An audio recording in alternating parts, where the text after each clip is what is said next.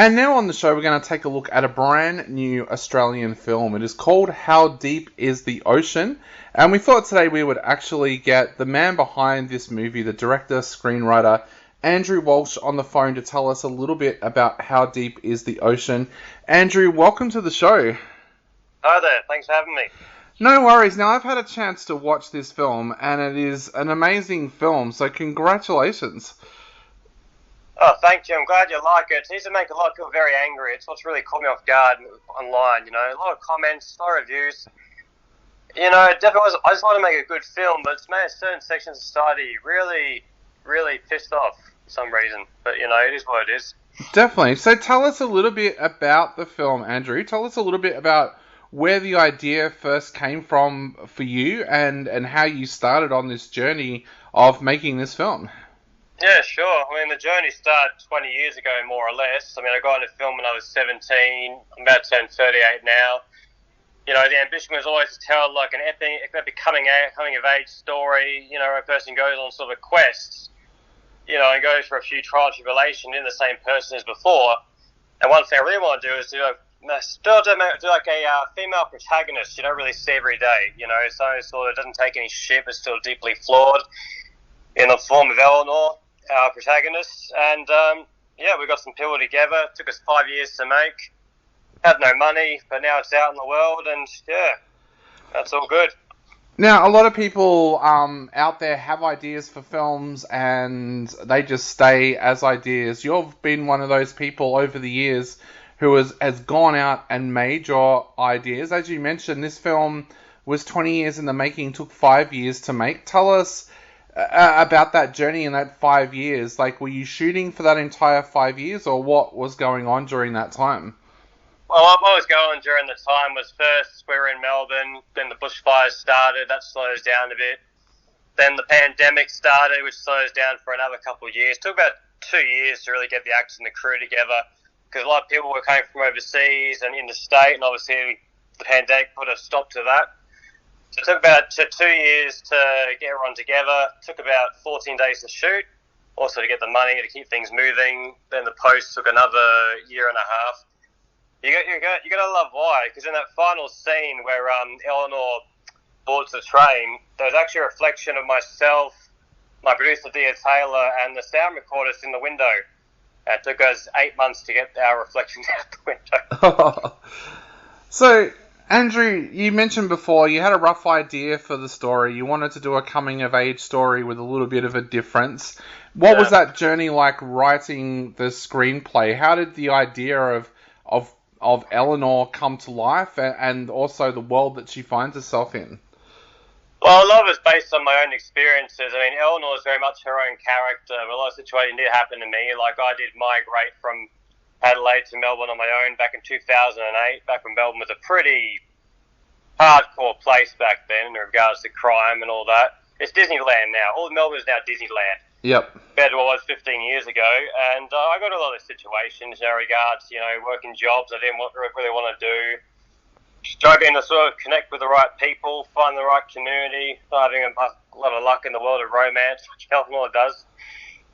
And, but it was different because I wanted to improvise. So all of our dialogue was improvised. So rather than a traditional script, it was more like a series of short stories in chapters which all had a beginning, middle, and end. And everyone just came on board, and they brought their own perspective and their own flavour to it. It was very much a group effort. I can't say it's all me. The actors had ideas, the crew had ideas, and we just incorporated it all together. It could have gone wrong, especially when you're improvising stuff. You're making things up every day, but through some miracle, I don't know how, it seemed to work. You mentioned having to do jobs that you didn't really want to do. Where did your love for cinema come from, and where did your passion for wanting to be a filmmaker come from? It came to me by accident, believe it or not. I was 17 years old. I grew up in a town called Whyalla in the Eyre Peninsula. It's about 5 hours north of Adelaide. It's a very progressive, very creative town now, but back then it was like that movie Awaken Fry. It was just, it was a bit crazy. But there really wasn't much outlet for creativity there. I wasn't particularly even into movies growing up at all. But then I was going through a insomnia stage of my life. I was just staying up all night watching movies, and something just clicked. And I saw this film called Henry Fool by Hal Hartley, And I don't know how to say it. I had some sort of spiritual epiphany. They're like, wow, this is what I should be doing. And I've just been going after it ever since. I mean, I still think I've got a lot to learn about cinema. I mean, I never went to film school. I dropped out of high school. You know, I'm still trying to read up and study every time I can. But yeah, you know, it's like the journey and the destination. No matter how far you come, there's always more to go, you know? Definitely. Now, you talked about the ad-libbing improv style of the film as well. As a director, how does that change things for you on set? Well, it just changes things as in you just need to let go of your ego and just put your faith in other people. Because as a director, by default, you need to be a control freak to a certain extent to keep things moving, to keep everything going. And just need to have faith in your cast, really. You know, and they'll motivate you to do better. You motivate them to do better. Like with Olivia, we didn't really rehearse that much. Olivia plays Eleanor, by the way. We didn't really rehearse so much, but we spent a lot of time talking about Eleanor's backstory, why she does certain things that she does, why she reacts to certain things the way she reacts. But yeah, I mean, you just got to embrace it. Once you do, it's a lot of fun. It's a lot of fun. Like we did everything in about 2 takes or less. Yep. Throughout the entire shoot, which is the best I've ever done in any of my projects. You mentioned the pandemic and the bushfires held things up, but once you started shooting, what was the shoot like? Was it a tough shoot? Was it a fun shoot? Yep. Oh, it's a tough shoot. Every shoot in history is a tough shoot. When you're on the guerrilla scale that I'm on, when you got no money, no permits, like all of our exterior scenes, we shot those without permits. We just rocked up the location, got the stuff, and just ran for our lives, basically. But shooting days are always tough. There's always going to be certain things that are going to get in your way. But this time I want to cultivate an environment where everyone is at ease as humanly possible. You know, like, for example, we rarely went over an 8-hour day throughout those 14 days of shooting. And we had lots of breaks. And we had really good catering for a change. Because a good crew is a motivated crew. It's a well-rested crew. It's a well-fed crew. That's half the battle right there. If you can solve those problems, the shooting... all the other challenges of shooting, you know, floats away. But yeah, I mean, the time was against us. The money was short. And as you've seen from the film, some of our exterior locations, like that part in the inner city alone, were a bit dangerous. But, you know, we got done. Now, tell us a little bit about your cast. How did you put this cast together, especially Olivia playing Eleanor? How did you discover these people, and what were they like to work with? Yeah, we found the majority of them off Star Now, which is a sort of database website where you can use advertising features. It was crazy. I thought, you know, maybe like 10 people might apply for Eleanor. We'll get them in, see what happens. But no, we had 500 people apply to play Eleanor alone. So yeah, that's why it took so long. We have 500 actors, a lot of people. We need to give them all, you know, a chance to do their thing and show it. And Olivia came in really late in the race, actually. Yeah. So we had an actor who wanted to play Eleanor, but she bowed out. And then we went back to our database, all the people we talked to. And we talked to Olivia again, and we just got to do a screen test with Chris Cochran, who plays the role of Roy. And, you know that banter, that tension, that chemistry you see in the film, that was there in the rehearsal. Yep. So right then and there, I was like, okay, let's get these people. So part of it was just anonymous people. That was part of people I knew of. Like Will Everett, for example, plays the role of Matt, Eleanor's failed love interest. I've known Will for about 10 years now, been good mates, so we're always looking for something to work with. Dan Hill was in the job interview scene.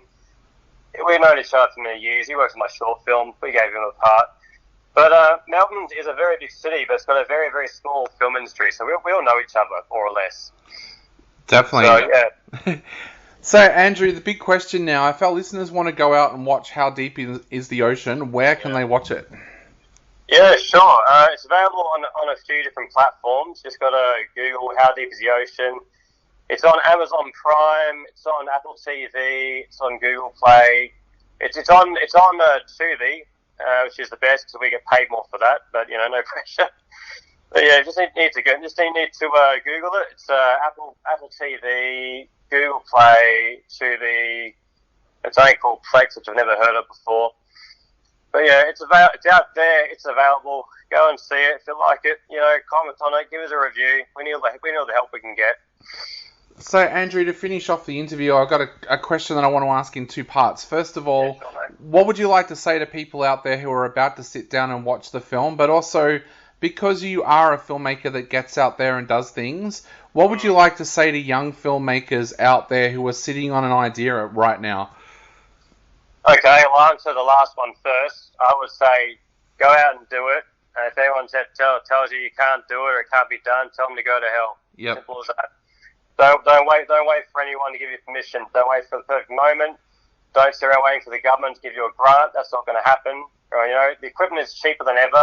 There's more actors out there than ever. There's more crew out there than ever in our country's history.